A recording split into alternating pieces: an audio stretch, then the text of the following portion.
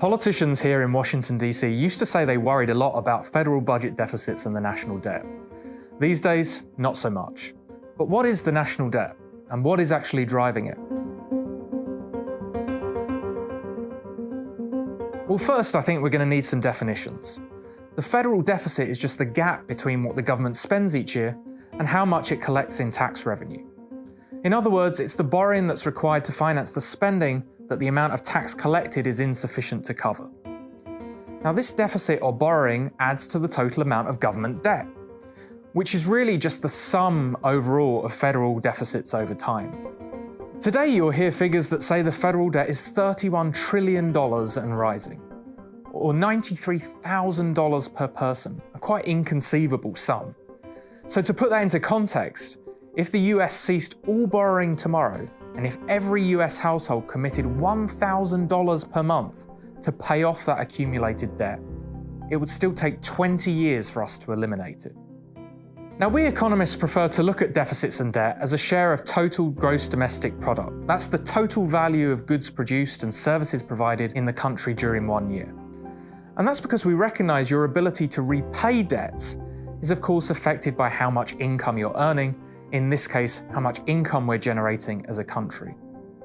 So what's happened to federal debt if we calculate it as a proportion of GDP over time?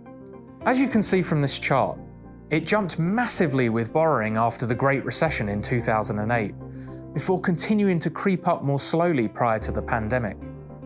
Then when COVID-19 hit and that emergency pandemic spending coincided with a huge drop in tax revenues during lockdowns, we saw another huge debt spike, catapulting the debt to its highest level since World War II. Now, what's perhaps more worrying about all this is that projections for what would happen over the next 3 decades if we don't change policies shows that debt would actually continue to rise dramatically. And that's because of a growing gap between spending on the one hand and tax revenues on the other. So what's causing that longer-term problem? Well, liberals like to blame Republicans for keeping taxes too low. But tax revenue, as you can see, is actually projected to be pretty stable over the next 3 decades. Nor is it too much defense spending that's causing this problem. In fact, defense and other day-to-day government programs are expected to shrink as a percentage of GDP over that period.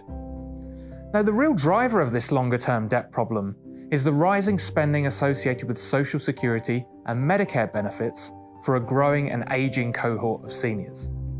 And that perhaps helps us explain why politicians are so reluctant to do something about it.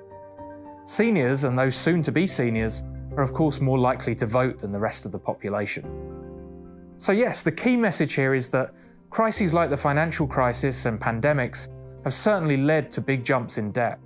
But without reforms to entitlements like Social Security and Medicare, the federal debt is already on an unsustainable path.